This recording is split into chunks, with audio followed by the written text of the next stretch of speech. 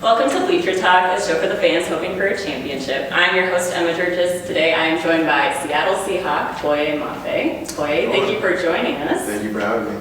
So, as you are going through your career right now in the NFL, a lot of fans want to know more about how you got to where you are. So to start, we're going to go through your childhood. If you could tell us where your passion for football stemmed. I grew up in Minnesota, Golden Valley, Minnesota. Went to Hopkins High School. I feel like my passion for football really came from my friends. Ultimately, I didn't start playing football, and my friends kind of told me like, "Oh, you should come out and play with us and come join the team." And ultimately, through the friendships that I had and the people that were close to me at the time, I started to fall in love with the game and just hanging out with them and spending a lot of time with them. And we just ultimately figured it out, and it just became something that we just started doing. That's how a lot of my relationships were formed. Now, looking at your home lifestyle, how did your culture shape your interest in sports? Yeah, there wasn't really a big interest in the family dynamic. Sports wasn't a big thing in my household. Obviously for my parents it was more on academics, but ultimately all my siblings and myself always found the knack to fall in love with sports. My sister played rugby for the USA rugby team. My brother played football for Mankato. My sister was an athlete. She ran track at Hampton, and there's countless athletes in our household, but ultimately we all just found our own avenue, and it was a very competitive household. So you got your first sack in 2018 against Purdue. Yeah. From what you can remember, what was going through your head at that first sack? I remember it like it was yesterday. It was funny enough, at the time, my D-line coach was Marcus West, and I remember all summer he had me working on all types of moves, and we were really getting it after in the spring ball in the summer. And going into that game, I remember I actually tweaked my ankle the week before, and then he was like, "You gotta get out there and go ball," and I said, "I gotta do it." And I remember when I got the sack, and the first thing I did, I went to the sideline, and I see him jumping for joy. And he couldn't wait for me to run to the sideline. I couldn't wait to celebrate it together. How did you see yourself change throughout your time in Minnesota? Some good questions. I feel like for me the biggest change is that I feel like I grew up here. I remember going into my last year in Minnesota, had a conversation with, at the time, DC Coach Rossi, and he told me, he said, "Look, you have your whole life to work and you have your whole life to prepare for, but you have 6 months left to play football." And he said, "Lock in with me for 6 months and see where it'll take you." And kind of took that mindset, took that approach, and ultimately led me to this. What's one thing that you look back at in college that you wish you could have more of in the NFL? Wow. The mindset that you have in college and the guys that I'm playing with 4 years, 5 years together, you see them every day, you're hanging out with them every day, but in the NFL it's a little bit different. Those guys that are changing, guys are here today, gone tomorrow. And it is very tough and very hard to create that relationship when, ultimately you might be with a guy for a year, you might be with a guy for 6 months, but you don't have that longevity and that relationships that you build when you are in college. Looking back at the excitement of a game day, how do college rivalries differ than NFL rivalries? That's a good question. I'd say college rivalries stem deeper. The rivalries stem from history between teams and how long you guys have known each other. Especially in a school like Minnesota, we have I think some of the most rivalries in college football, and between Iowa, Wisconsin, and Michigan, and all the other teams that we have rivalries with. I feel as if that's something that has such a history with it because you have the people that were there before you, and you want to hold that standard of winning and bringing home the trophies. In the NFL, the rivalries are drive because ultimately you have vendettas. You have people and things that you want to do and things you want to achieve against the team, and how that happens over time it becomes something. Is there a game that you look back at, most memorable game in college? I'd say Wisconsin 21. We played here. It was like my senior night, last time I ever played in the bank. That one felt really good to make sure that as I left Minnesota, I left them with the Addicts.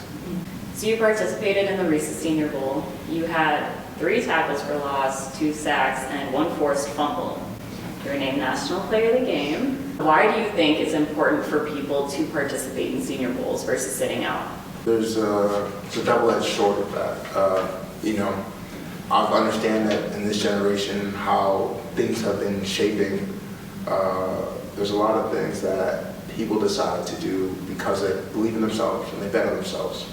And I've always been a person to let yourself know that if you believe in yourself, you bet on yourself, it's okay. And a lot of people decide to refrain from doing that because they believe in what they did and the resume that they created already speaks for itself. For some people, they need that resume to show what they can really do. You know, for me as a person, I felt like I created a resume here in Minnesota, but I wanted to be able to show that on a level with different talents and different players that I am who I believe I was. And going there and showing my talents and showing who I was one of the things I sought. Like, for myself, let me prove I am who I say I am. On draft night, you didn't end up hearing your name get called the first night, but you were the 40th pick overall. What was it like getting that call and hearing your name on TV? It's a very surreal moment. You know, I remember when I got the call, you know, I was kind of sitting there with my family, hanging out, we're just in the house, and I see my phone, you know, going off, and I was like, well, funny enough, I actually got a phone call from one of my friends like a couple minutes before the call, just to say like, hey, I just want to check in and see how you're doing. And I was like, this is the worst time to call. Worst time to call. But then I got the call, and I think in the moment I kind of like froze. The call kind of represented that all the work you put in through college, you know, times by yourself, times, you know, countless hours you put into the game, and the value of you was proven right there. So I feel like in that moment I kind of woke up and realized that, wow, I can do this, I am doing this, and I can be a part of it. You got your first sack playing against the San Francisco 49ers, Jimmy Garoppolo, who had been in the league for a really long time at that point. What do you remember going through your head when you got that sack? Also, I didn't realize it was a sack until after the game. He started running towards the line of scrimmage, and ultimately I tackled him, and then after the game I got a call or text and was like, congrats on your first sack. And until then did I realize that it actually ended up becoming a sack in that situation. So going from Pete Carroll, who had a lot of experience as a head coach, to now Mike McDonald, who's going into his second year, what benefits do you get from having someone with both long experience and a short-term experience at their different ages? You know, I feel like with two coaches on two different spectrums of their careers, there's a lot you can learn from both of them. You know, the type of coaching style that Pete has is unique to him. He's one of those coaches that he's, you know, a rare species, rare type of coach, which is lovely and works for him, and I love him as a coach. And now with Mike McDonald, I'm seeing a new, fresh, new start, and a coach who's hungry and on that new start of their career. So seeing both sides of that spectrum has been great, and, you know, understanding how they operate and understanding how they do their things, and taking little bits from both of them and understanding how I can apply that to my own life and my own career. Who is the toughest player that you can think of that you've lined up against? I have a lot of respect for Lane Johnson. The way he plays the game, the way he uses his mind to, you know, play games and tricks on you and makes you think one thing when he's doing another, and he'll pass set you on a rundown. Are there any games, collegiate or pro, that you look at with pride? 2019 was a great year. You know, the team that we had and the guys that we had, you know, those are guys that came into the situation with Fleck from the beginning, and that season I felt like was very special. And I can't tell you how many wins and losses and what scores were going on, but I remember that season because of what we all went through and how hard we all worked, and to see the success unfold that season was, you know, so fun. Now let's talk about the fans. They are called the 12s, 12 men. What does their support mean to you? I mean, it means the world, honestly. I feel like we have some of the best fan base. Seattle fans are ill to none. The way that they support, the way they root and cheer for us, and they're always there for us, ups, downs, and I love the fan base that we have in Seattle, honestly. And even getting to meet and talk to them and actually getting to see them as people has been amazing. Some of them have a relationship. Some people I see every game, and every time we see each other, we stop and talk, and I chat with them for a little bit, and it's just having that relationship and seeing how dedicated they are to supporting us as players means the world to us.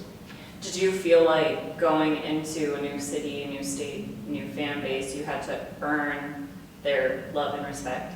For sure, you always do. No matter where you are, I'm always a person that, respect is earned, and no matter what situation you're in, whether it's a new city, fans, whether it's a new job, whatever you're doing, but I feel as if respect is always earned. Do you have advice for young athletes that are looking to make their way to the pros? My advice for young athletes would be understand who you are, understand your attributes that are great and your attributes that are not so great, and work at those and put the time and effort. Things don't happen overnight. You can't just wake up today and decide that tomorrow I'm going to be the greatest. And it takes time, and find a routine that's going to benefit you. A lot of the people that I know who've done great things in their sports or their careers talk about the times that they took to get to that point. And they actually reveal and talk about that they remember the days that they would spend hours working on their craft or working on what they're doing without anybody watching, without anybody there to see what they're doing. And in those moments is when they realize that they fall in love, and that's when they become the players that they are today.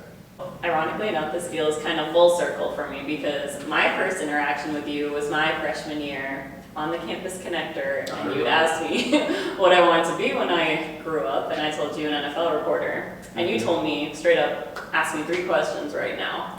And I froze up because I didn't know what to say. And I still asked you 3 questions, and you told me, you answered, and you're like, you'll get better as time goes on. Now looking at yourself, freshman year, what would you tell freshman Boye? Wow, it is full circle. I appreciate you for sharing that story. For me, one of the things that I'm telling myself is trust the process. Obviously freshman year, coming year, understanding it wasn't what I envisioned right away and what I thought it would be. At the end of the day, there is a light at the end of the tunnel as long as you put your head down and keep working. And like you, going in your platform, becoming who you are, congratulations. Thank you. You're continuing to grow in your own field. Well, thank you so much for joining me today. Thank you for having me. We're excited to see everything you do in Seattle this season. Let's do it.